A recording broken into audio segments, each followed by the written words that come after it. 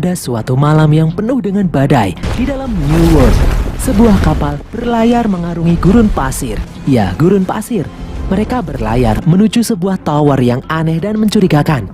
Sang kapten memiliki firasat buruk mengenai tower yang bereaksi tidak seperti biasanya. Di tengah-tengah perjalanan, makhluk aneh mengikuti mereka dari belakang. Tanpa aba-aba, makhluk itu menyerang kapal tersebut. Itu adalah Diablos, monster yang selalu bersembunyi dari balik tumpukan pasir. Serangan Diablos menyulitkan para awak kapal tersebut hingga akhirnya salah satu pemuda awak kapal terjatuh dan akhirnya tertinggal dari rombongan. Di bumi, pasukan pengaman PBB melakukan misi pencarian tim Bravo yang hilang di tengah-tengah lembah berbatu. Pasukan itu dipimpin oleh Kapten Natalie.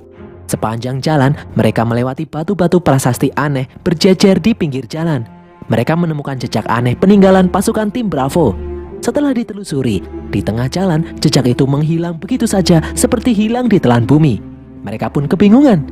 Dari jauh, Natalie melihat badai aneh yang tiba-tiba muncul di hadapan mereka. Mereka pun memutuskan untuk putar balik. Ternyata badai itu begitu cepat hingga membuat pasukan itu tidak mampu menghindarinya. Mereka pun masuk ke dalam badai. Badai itu sangat kuat, petir-petir menyambar di sekitar mereka. Petir itu mengenai prasasti-prasasti di pinggir jalan dan tiba-tiba pasukan itu seperti terjatuh di dalam jurang. Kendaraan yang mereka kendarai berguling dan meluncur. Beberapa saat kemudian mereka pun siuman. Secara aneh dan ajaib, badai yang tadi menyerang mereka hilang begitu saja dan mereka tidak melihat ada jurang di dekat sana. Dari jauh terlihat sebuah tower yang selalu dilingkupi awan hitam aneh. Beruntung kendaraan yang mereka naiki tidak mengalami kerusakan parah dan masih berfungsi. Namun alat komunikasi secara aneh tidak bisa digunakan. Salah satu prajurit memeriksa sekitar dan menemukan sesuatu yang mencengangkan. Setelah diperiksa, ternyata itu adalah bangkai tim Bravo yang sebelumnya menghilang. Terlihat pemandangan mengerikan. Semua pasukan tim Bravo hangus terbakar, sesuatu yang aneh dan sangatlah panas. Sampai-sampai pasir di sekitar mereka meleleh dan menjadi serpihan kaca. Dan yang lebih aneh lagi, tidak ada jejak serangan musuh di sekitar mereka. Mereka pun kebingungan apa yang telah menyerang pasukan ini. Mereka kemudian kembali melanjutkan perjalanan untuk mencari tahu. Dari jauh, seorang pemuda yang sebelumnya terdampar melihat rombongan pasukan itu. Rombongan pasukan itu terhenti tepat di depan tulang belulang raksasa yang membuat mereka takjub. Dari jauh, si pemuda menembakkan panah ke arah pasukan itu dan mencoba memberi peringatan. Namun dia malah ditembaki dan dikira ingin menyerang. Lalu tiba-tiba, Natalie merasakan sesuatu yang aneh. Dari jauh terlihat pasir bergerak ke arah mereka. Pasukan itu pun mencoba kabur dan menembaki makhluk yang mengejar mereka. Namun sia-sia, itu adalah Diablos. Diablos menyerang mereka dan membuat salah satu kendaraan terbalik. Pasukan itu mencoba menembaki Diablos, namun sepertinya Diablos kebal peluru. Salah satu prajurit mencoba menembakkan rudal, namun Diablos keburu menyeruduk mobil itu hingga terlempar. Tiba-tiba dari belakang, salah satu prajurit tertusuk tanduk Diablos. Di sisa-sisa akhir hidupnya, prajurit itu melemparkan granat ke arah Diablos. Akibat ledakan granat, sejenak membuat Diablos melemah.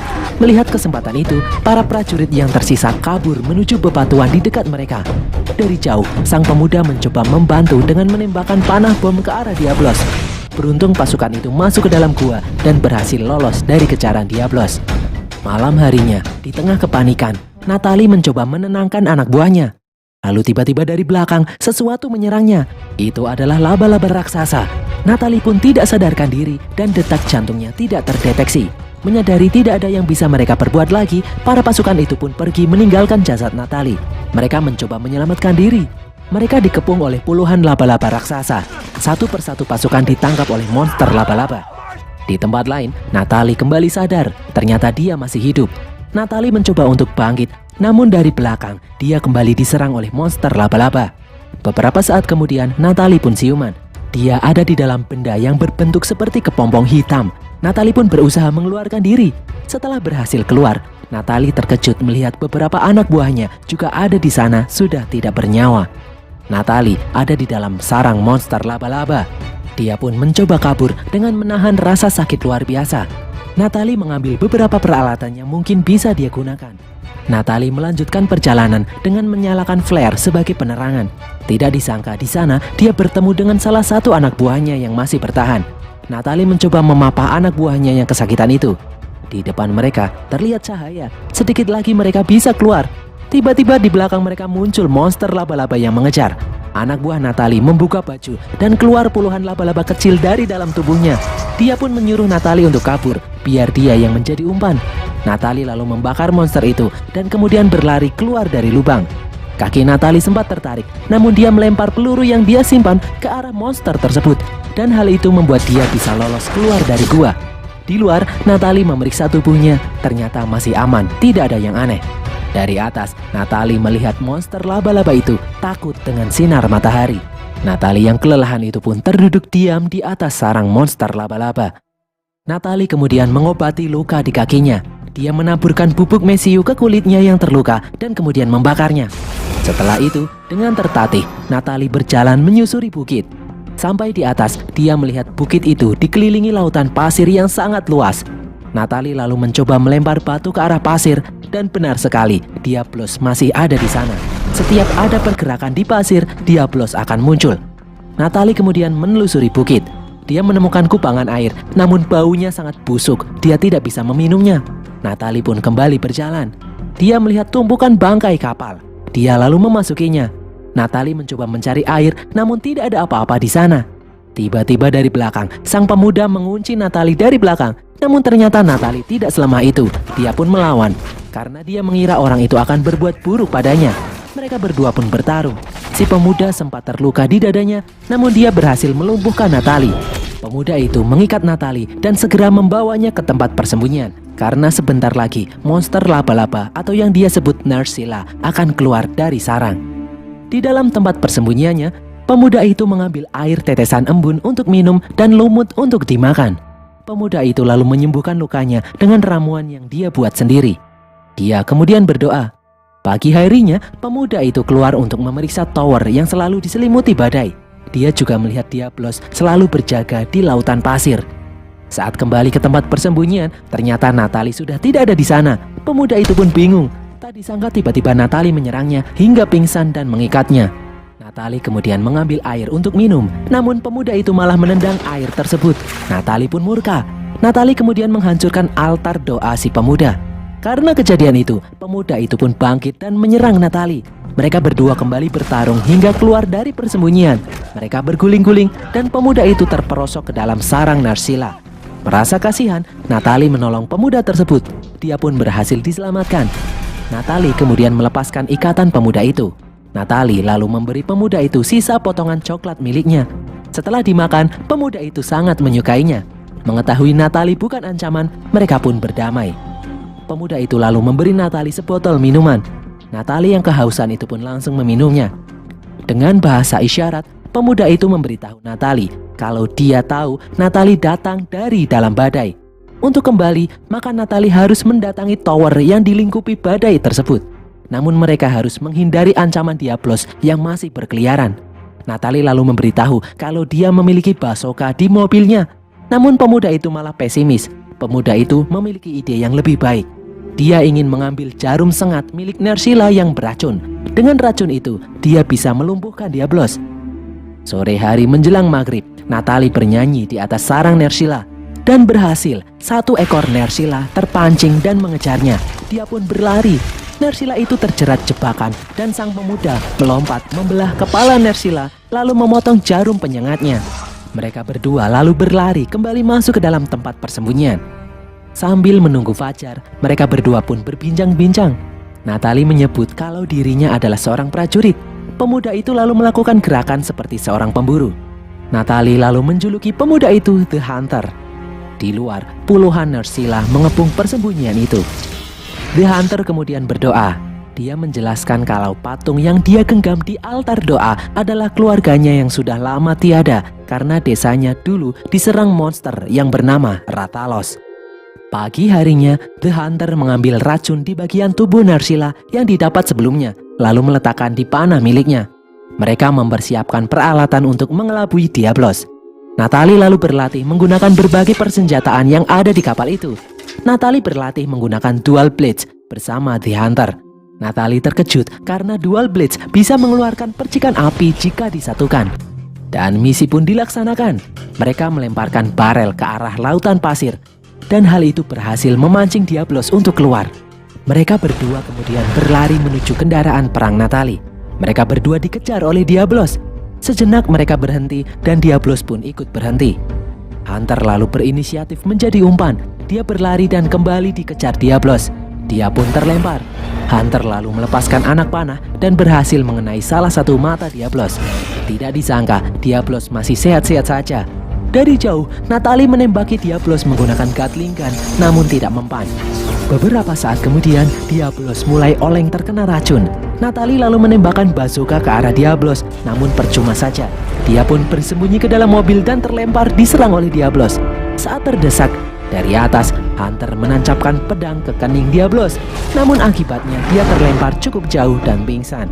Natalie lalu berinisiatif melompat ke arah kepala Diablos dan menancapkan pedang Hunter semakin dalam. Hal ini berhasil membuat Diablos tumbang. Diablos pun berhasil dikalahkan. Natalie lalu menemui The Hunter yang pingsan tidak sadarkan diri. Dia lalu mengambil sebagian kulit Diablos dan digunakan untuk menarik tubuh The Hunter. Dia menariknya hingga malam hari. Di tengah malam, badai pasir pun datang. Natalie lalu memasang sebuah tenda dan di dalamnya dia mencoba mengobati luka The Hunter menggunakan peralatan yang ada. Pagi harinya, Natalie bangun dan keluar dari tumpukan pasir. Natalie mengecek kondisi The Hunter dan tiba-tiba The Hunter kembali siuman. Mereka berdua lalu melanjutkan perjalanan. Mereka berdua terus berjalan melintasi gurun pasir yang luas hingga akhirnya mereka berdua memasuki sebuah oase. Di seberang danau, Natalie takjub melihat pemandangan kawanan Apseros sedang minum. Saat Natalie akan mengambil air, dia dikejutkan dengan kemunculan seekor monster. Beruntung The Hunter langsung menebas monster itu hingga tewas. Mereka berdua lalu beristirahat dengan membakar daging monster yang baru saja mereka bunuh. Daging itu terasa nikmat sekali. Malam harinya, saat Natalie sedang tertidur, di atas mereka terlihat sekelipat monster berbentuk naga terbang melintas. Mereka lalu melihat pemandangan mengerikan. Api berkobar di mana-mana. Itu adalah Rathalos. Tidak disangka, api itu membuat kawanan Apseros berlarian ke arah mereka. Mereka pun kabur dan berusaha menghindar. Tiba-tiba dari atas, satu orang datang mengayunkan flame blade dan berhasil menyingkirkan Apseros. Melihat itu, Natalie menggunakan dual blade miliknya untuk menghindari tabrakan kawanan Apseros. Di tempat lain, The Hunter berlari hingga tebing. Dia lalu diselamatkan oleh seorang wanita, teman satu kapalnya. Setelah kawanan Apseros itu pergi, Natalie mencoba berterima kasih, namun pria di depannya itu malah memukulnya hingga pingsan. Natalie kemudian terbangun di dalam sebuah kapal. Beberapa orang mencoba mengganggunya, namun The Hunter datang dan menyuruh orang-orang itu pergi. Natalie lalu membuka lubang ventilasi di bawahnya dan memasukinya. Dia pun berjalan mencari jalan keluar. Tiba-tiba di depannya muncul monster berbentuk kucing. Hunter lalu datang dan mengajak Natalie ke atas. Natalie takjub melihat kucing yang bisa masak. Hunter mengatakan kalau monster kucing itu disebut Palico. Hunter mengajak Natalie ke hadapan Admiral yang kemudian membebaskannya. Tidak disangka Admiral bisa berbahasa Jawa. Natalie pun lega. Admiral menjelaskan kalau dia sengaja mengikat Natalie karena dahulu kala ada orang yang masuk melalui portal dari dunia lain dan membuat kekacauan di dalam dunia monster. Admiral menjelaskan kalau dia saat ini sedang menjalankan misi memeriksa Sky Tower yang berperilaku aneh. Sky Tower adalah peninggalan peradaban kuno yang sangat canggih. Sky Tower juga merupakan sebuah portal menuju dunia lain. Sky Tower jugalah yang telah membawa Natalie masuk ke dalam dunia monster. Peradaban kuno telah hancur akibat bencana yang mereka ciptakan sendiri. Dengan perilaku aneh yang terjadi di sekitar Sky Tower, Admiral khawatir akan terjadi bencana entah di dunia monster maupun dunia manusia. Admiral dan anak buahnya akan menyelidikinya. Misi ini bisa dibilang sangat berbahaya karena Sky Tower dijaga oleh monster naga yang bernama Rathalos. Rathalos sangatlah kuat. Satu-satunya kelemahan Rathalos adalah saat di mana monster itu akan menyemburkan api. Pagi harinya, misi pun dijalankan. Natalie, Admiral, Hunter, dan yang lainnya berjalan kaki menuju Sky Tower. Mereka menaiki gunung yang terjal, melewati perbukitan dan lembah. Hingga malam harinya, sampailah mereka di gerbang Sky Tower. Sky Tower bereaksi mengendalikan badai yang menyelimutinya. Di depan Sky Tower, portal antar dunia terlihat tidak stabil. Mereka pun berjalan memasukinya. Admiral mendeteksi kehadiran Rathalos di dekat mereka. Mereka pun berpencar. Dan benar sekali, dari balik awan, Rathalos muncul. Mereka pun bersembunyi. Admiral kemudian muncul sebagai umpan. Yang lain lalu keluar mencoba menyerang Rathalos. Natalie maju menyerang dengan dual blade miliknya. Natalie berhasil merobek sayap Rathalos. Di tengah-tengah pertempuran, portal dua dunia pun terbuka. Saat Rathalos menyemburkan api, Natalie melompat ke dalam jurang. Dia pun masuk ke dalam portal. Natalie kembali ke bumi. Natalie kemudian terbangun di tengah-tengah lembah bebatuan. Dia didekati oleh sekumpulan tentara yang sedang mencarinya. Dia pun diselamatkan dan dibawa masuk ke dalam helikopter. Beberapa saat setelah helikopter itu lepas landas, di depan mereka sebuah portal muncul dan Rathalos keluar dari dalamnya. Rathalos menembus portal masuk ke dalam dunia manusia. Makhluk itu menyerang helikopter yang dikendarai Natalie. Helikopter itu pun terpaksa mendarat dengan darurat. Beberapa pasukan bersenjata berat mencoba menembaki Rathalos, namun tidak mempan. Rathalos menyemburkan api ke arah kendaraan perang, memporak-porandakan semua pasukan militer yang ada di sana. Rathalos memakan anggota militer bagaikan cemilan. Rathalos menghancurkan helikopter yang menyerangnya, hingga pesawat induk militer pun dengan mudah dihancurkan oleh keganasan Rathalos. Natalie berhasil selamat dan keluar dari helikopter yang hancur. Dia pun berlari maju dan melompat. Natalie kembali berhasil merobek sayap Rathalos. Di saat Rathalos membuka mulut, Natalie melempar bom ke arah mulutnya dan bom itu pun meledak di dalam tenggorokan Rathalos. Rathalos pun akhirnya tumbang. Namun tiba-tiba monster itu kembali bangkit. Dia belum mati. Di saat Natalie mulai terdesak, dari jauh Hunter menembaki Rathalos dengan panah bom. Akhirnya Rathalos benar-benar tumbang. Hunter datang ke bumi, ingin menyelamatkan Natalie. Dia mengajak Admiral masuk ke dalam portal. Admiral lalu menjelaskan, dia tidak ingin monster dari dunia monster mengamuk di bumi.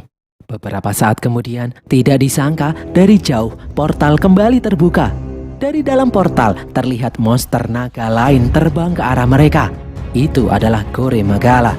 Natalie mengajak yang lain kembali masuk untuk menghancurkan portal Sky Tower selama-lamanya. Mereka bertiga lalu maju bersama-sama menghadapi Gore Magala. Mereka memancing Gore Magala kembali masuk ke dalam dunia monster. Di tengah-tengah pertarungan, dari atas, sesosok misterius memperhatikan pertarungan tersebut. Palico lalu datang membantu pertempuran. Dan berakhirlah alur cerita film Monster Hunter ini guys.